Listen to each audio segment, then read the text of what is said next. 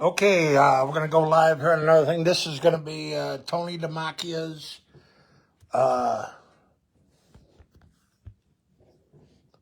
interview with Lieutenant Morris from July the 3rd, July the 2nd.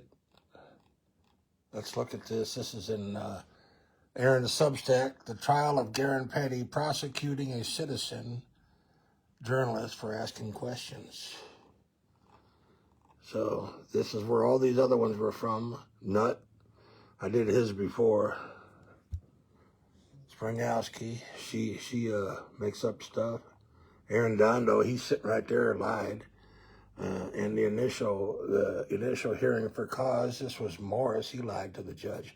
So now we do Tony DiMacchia, and we'll see what kind of lies he has in here. These people are all being sued by me. They have lied to the court. And defamation is a big word. And that's what they do in the city of Lorain. They've allowed the clerk, Brianna Dahl, who is the subject of all these things, to operate without an oath of office. These people are all responsible. So let's hear DiMacchia from July the 2nd, 2024. And okay, the date is July 2nd. It is 2:54 p.m. Lieutenant Morris, Lorain Police Department, on the phone with Councilman Anthony DiMacchia. Mr. DiMacchia, Councilman DiMacchia, was present yesterday for an incident that occurred between Mr. Garen Petty and Brianna Dahl. Mr. DiMacchia, Councilman, I'm just wanting to ask you a couple of details. If you can kind of fill me in, I'm investigating potential criminal misconduct here. And I just kind of want to gather your thoughts on what you saw. I may stop you as you're kind of explaining to me what happened yesterday at the very conclusion of the council meeting, just to ask you to clarify something. But if you can, just kind of walk me through what happened between Mrs. Dahl and Mr. Petty. So after the meeting had concluded yesterday evening, I had been gathering my belongings, getting my computer, and I was standing by my desk, and my attention was immediately drawn to somebody yelling. And I wasn't sure what it was, so I had looked up, and I observed Mr. Petty advancing towards who I now know is our clerk, Brianna Dahl, and he was yelling in an aggressive manner and approaching her aggressively, throwing his arms around, and I couldn't really make out what he was saying or what he was yelling about. But as I observed it, I started moving towards that direction, and in watching, I could tell on his face that he was agitated and very aggressive. And when I looked at Miss Dahl, I could tell that she had this look of fear, shock, like what is going on type thing. And I immediately looked at Mr. Carrion and grabbed his arm and said, "Hey, get this guy away from her and get him out of here," because he was behind where no public should be, and it's posted no public beyond this point. And he was so far deep into our chamber that he was standing behind where Mayor Bradley is, which is relatively close to where Brianna Dahl was standing. And I could tell she was trying to frantically grab her things, and she immediately, once I think he realized that some people drawn their attention to the situation, he started then, by the time I got over that way, he started to work his way out of the council chamber. So, by the time I went to go check on Miss Dahl, I looked to see where he was at, and I didn't see him again. But I could tell that Miss Dahl was really swayed as she was. Normally she'd hang out because when FBI, she doesn't really rush people out. But while standing in office, I could tell she was frantic and trying to gather her things. And I told her, "Let's go home." I'm in the chamber, and Councilman Nutt was standing there, and he also was like, "No, what's happened?" And at that time, Mel got her things together finally, and Mr. Nutt walked her out the back side door as opposed to the front door to her vehicle and got her out of there safely. Okay, now, You said you gathered your computer and some of your paperwork, and your attention was drawn to somebody yelling. Where were you, and where was the situation? Like, I obviously the situation was developing over by where Mrs. Dahl was sitting, but where were you in relation to that? So my seat sits opposite of Miss Dahl. Okay. Inside the middle chamber, but it's kind of an island where counsel at large sits. And it was behind my seat because I put my computer bag behind my seat. And that's where I gather my stuff up from my desk, and I was standing there. Okay. And I'll tell you that the fact that my attention drew to, there was a lot going on. There was other people talking. I wasn't really focused on anything but getting my stuff together. But I mean, clearly, I heard him in a loud manner, aggressively, talking to her or at her, however you want to look at it. Okay, and. Yeah, I'm looking at a video. I know you can't see it, but I'm looking at a video of where you were seated in relation to where Mrs. Dahl was seated. So I'm getting kind of an understanding of the distance there. So it does look like a pretty considerable distance. Correct. Now you mentioned that you could see him yelling at least in her direction, and that your attention was drawn to that. And was he like moving towards her, or was he standing still? So he was moving towards her. When I first got a glimpse of it, he was in front of Mayor Bradley's desk when I first started witnessing it and wondering what was going on. And by the time I got Mr. Carrion's attention, he was behind where Mayor Bradley sits, which is, like I said, within arm's length, if you will, of where Brianna Dahl sits. So that was kind of going to be one of my next questions here. I see there's not a lot of space where Brianna sits. Was he within the distance to be able to punch her or strike her? Yeah, I think so. He's a big man. You know what I mean? And I mean, I could reach over her desk if I stood there, and he's significantly bigger than me. So yeah, I think he could if he really wanted to. Was she seated at the desk when you saw this, or was she already up and? Yeah, she was standing, leaning over. She might have been signing the documents because she handles all the legislation after it's done and makes sure everyone signs it. Okay. So she might have been gathering her. I don't know specifically what she was doing, but she was standing, leaning, her top part of her body, torso and head, over that desk where she sits. Okay, so alrighty. Organizing her files, maybe. Yeah, and you mentioned that she looked. I think you used the word shocked. Can you just expound a little bit on that? Like what you mean by she looked shocked? I mean, she was standing there. Obviously, things kind of happening fast, so I get that. But like, was it a look on her face? Yeah. Was she flinching? That's what kind of upset me a little bit because it was a scared, stunned look. Like, not obviously she wasn't expecting that sort of response from anybody directed at her, but I could tell that she had this, fear, like what in the world, and kind of was looking around like, is anybody going to stop this type look on her face, and that's what kind of disappointed me was, in myself, for one, that I didn't get there fast enough to diffuse the situation, to keep her protected. People are crazy these days. I don't know what people are going to do. And the way he was aggressively approaching her and talking to her, I didn't know. And I just felt bad for her because of that look that I saw on her face. It's not something that you see on somebody's face all the time. Okay. And it caused you to, obviously you were on the other side of the room, but as you started to work your way over, you mentioned that you tried to get the safety service director, Mr. Ray Carrion, you tried to get his attention and say, hey, get between, what'd you say, like separate them or get between them, or?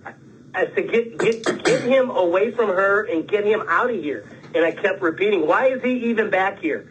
And I don't think Mr. Carrion realized what was going on at the time because he was engaged in another conversation with his back to the situation. But, again, I think that, once people started seeing what was going on, it drew more attention to it than just myself. Well, sure, and it takes people time to process these things too. It's not just a matter of hearing it, but also processing it. So I mean, how do you react to that? Sure. If I'm being honest, I didn't even know how to react to it. I mean, I'm not going to go put my hands on this guy. You know what I mean? So you're looking for somebody to do something, and there was no police officer there was no auxiliary there. It'd have been a real easy, answer looking at a police officer and say, hey, get this guy. You know what I mean? Yeah. And handle it the right way. But there was a police officer there named Antonio Baez, the 6th Ward councilman. He is required by law to stop criminal activity. He didn't do anything. So, Tony DiMacchia, you're a liar. There was none of that, so what do you do? And I think that's where I was stuck. What do you do in this situation? Now, after the kind of situation subsided, did you end up meeting back up with Mrs. Dahl? Like, I don't know if it was in her office or if it was where she was standing.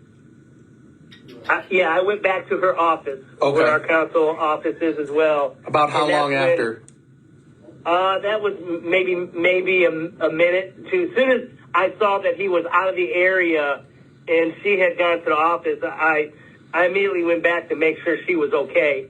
And, obviously I think she was still shocked because she was just, moving back from her desk back to, just trying to organize things and get things together. And I could tell, we worked pretty closely with Bree as a council, and I could tell something wasn't right and that she was really shook by the situation. You work closely with Bree that doesn't have a sworn oath. Remember that, Tony. You're a council at large. Your clerk doesn't have a sworn oath. And that's when, Mr. Nutt was in there. I think Miss Moon or Miss Carter was there, and I was just like, wow. And I apologize to Bree for the situation that had transpired. And that's when I told her, I said, Bree, just get your stuff and go home, Councilman Nutt was, I'll walk you out, and, he walked her out the side door. And again, why did you feel the need to get her out of there? I guess maybe I can ask Councilman Nutt this, and I will, but why did you guys think that it was a good idea to escort her out? If this guy was comfortable walking back there, getting that close to her, screaming and yelling at her, I don't know what else he would do. You know what I mean? If there was not a barrier, and back by her office, there is no barrier. The door's open.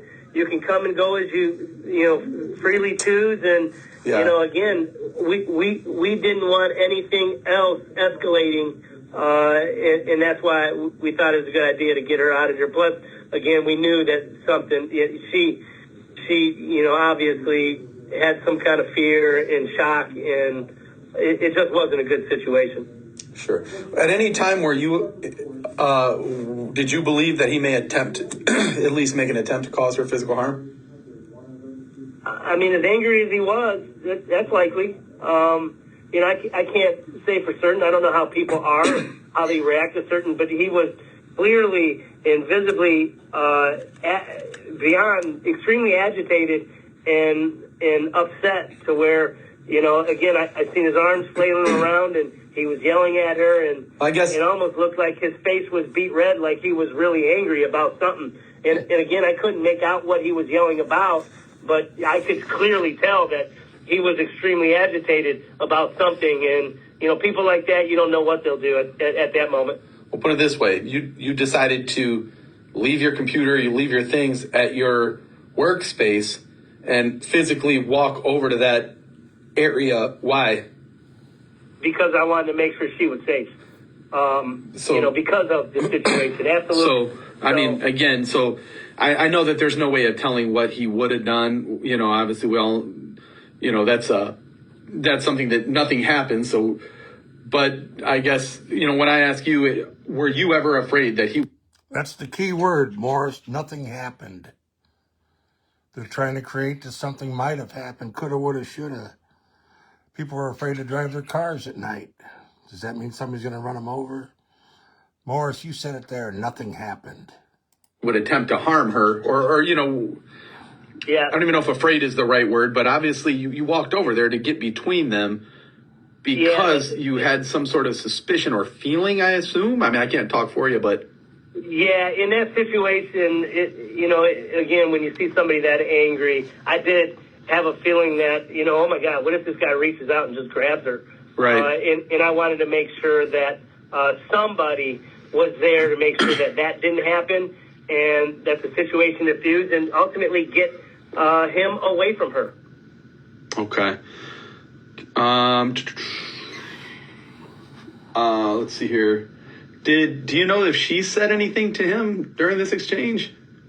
No, I didn't see her say anything. I think, again, she just sat there shocked and stunned with fear. Again, I can't speak for her or what she was feeling. Okay. I can just speak on what I observed, and the look on her face was just that, and she didn't say a word. Like, okay. It was definitely a shocking situation. Okay. Let me see here. Do you know Mr. Petty at all? I mean, are you familiar with him at all? I just know him from coming to council meetings, and he speaks at the hearing of the public, and he's a big critic of all of ours. And hey, listen, that's his right. He's a resident, and he has the right to criticize us because we're elected officials and we represent those people. So yeah, he does express some frustration with the city, and that's okay. I appreciate and respect that. I've never personally had any issues with him. He is who he is, and he does come to council meetings, and that's about the extent of it, though. So on that note, then, just kind of a final question. Obviously, as American citizens and citizens, we have rights to criticize, not only elected officials, but in some cases even publicly appointed officials, and voice displeasure. I guess him being behind the line that says no public beyond this point, putting that aside, even though that's something that does come into play, putting that aside, was this different to you in any way, or was this in any way different from somebody just simply voicing their displeasure with a public official, clerk of council? Yeah, the situation, had he... That's a good point, Morris. A public official, clerk of council who has not taken a sworn oath. Thank you, Mr. Morris. Had he been behind the wall just expressing his concerns or his frustrations in a respectable, professional manner, we probably wouldn't even be having this conversation. And the other part of it is, I would have rather, even if he was that agitated and that aggressive, I would have rather have been towards me or another one of my colleagues, if you will. I wouldn't have taken it anyway, except for, he's upset. But the fact that it was directed towards our clerk of council and in the way he did it was what really made the situation what I feel very unfortunate and escalated to a point that we're even having this conversation. But listen, I'm all for criticism. That's what makes us better as public officials. So, yeah, be frustrated. I'll even take you yelling at me. But, it was done in a way that should have never happened, and it was different for sure. Okay. Is there anything that you want to add to this? I'm going to pretty much close out the interview unless you have something that you kind of want to put on the record. No, I'm good. Just a very unfortunate situation that should have never, ever happened. Agreed. Alrighty. Thank you. I'm going to go ahead and end the interview then at 3:11 p.m. And that will be all. Well, thank you, Tony DiMacchia. Why didn't you tell Mr. Morris that you wrote an email to the chief of police and said all kinds of stuff that I should be trespassed? And then the chief of police's answer, 1 minute after you send yours, his answer was that I cornered Brianna Dahl. Why didn't you add that in there, Tony? You can tell the court that when we go to court. So this is Garen Petty with another audio recording from another lying council member who is being sued by me. Garen Petty, I'm out.